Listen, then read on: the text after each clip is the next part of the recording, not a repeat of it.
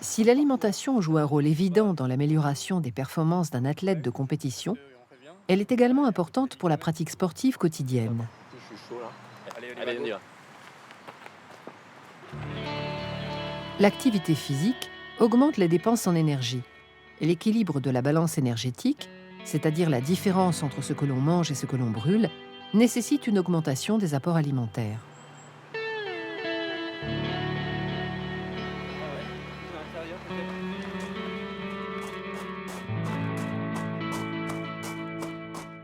De plus, la mobilisation accrue de l'appareil locomoteur occasionne de multiples microlésions à l'échelle des cellules musculaires, osseuses ou tendineuses.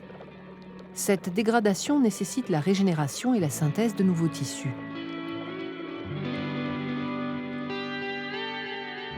L'organisme aura donc besoin de toutes les ressources en acides aminés, lipides et autres éléments minéraux pour se réparer et se reconstruire. L'urgence, quand les muscles d'un coureur sont en action, est de leur fournir de l'énergie sous forme d'ATP, l'adénosine triphosphate. Que se passe-t-il au niveau métabolique ? Un coureur de sprint produit un effort très court et intense. Le muscle exige d'être alimenté très rapidement en énergie. Il consomme alors principalement du glucose. À l'autre extrémité du spectre de l'effort, un marathonien, lui, fournit un effort moins violent, mais beaucoup plus long. L'énergie doit être apportée en continu, sur une plus longue durée.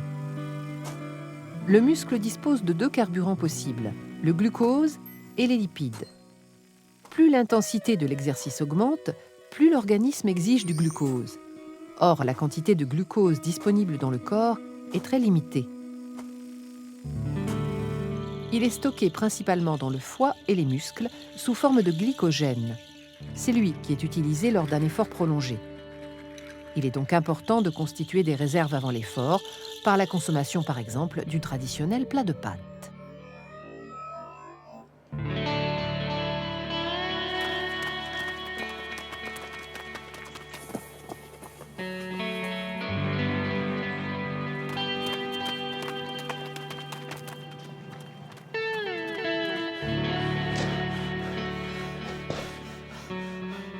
Si l'effort se prolonge, quand malgré les stocks le glycogène est épuisé, les muscles puisent davantage dans les graisses de réserve, les lipides.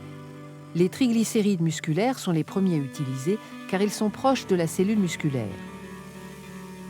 Puis viennent les triglycérides du tissu adipeux, des lipides de réserve qui sont d'environ de 12% chez l'homme et de plus de 15% chez la femme, ce qui représente des quantités quasi inépuisables.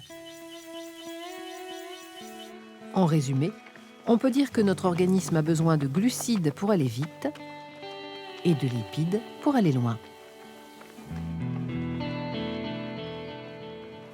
Si avant l'effort, il faut constituer des réserves pour compenser l'augmentation de la dépense énergétique à venir, après l'effort, il est important de les reconstituer par un apport alimentaire.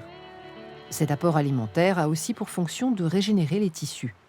À elle seule, la sueur, composée à 99% d'eau et à 1% de sel, est responsable de plus de 80% de la perte de liquide corporel pendant l'effort, qui peut atteindre 2 à 3 litres d'eau. De plus, chaque gramme de glucose nécessite 3 grammes d'eau pour être stocké, d'où l'importance de bien boire après l'effort pour favoriser la reconstitution des réserves. Les sels minéraux perdus par la sudation doivent aussi être reconstitués. Un bon équilibre du sodium et du potassium est important car c'est lui qui régule la quantité d'eau dans l'organisme et la stabilité de la pression artérielle. La synthèse musculaire nécessite l'apport en acides aminés, structure élémentaire des protéines.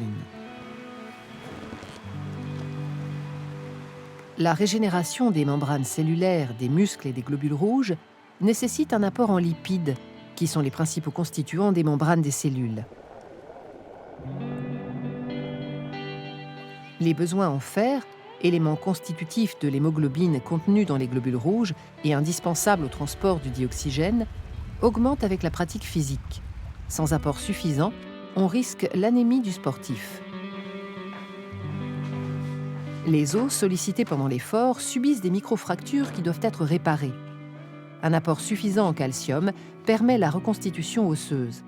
Le calcium jouant par ailleurs un rôle essentiel dans la contraction musculaire. L'alimentation, c'est l'anabolisant le plus puissant de la pratique sportive.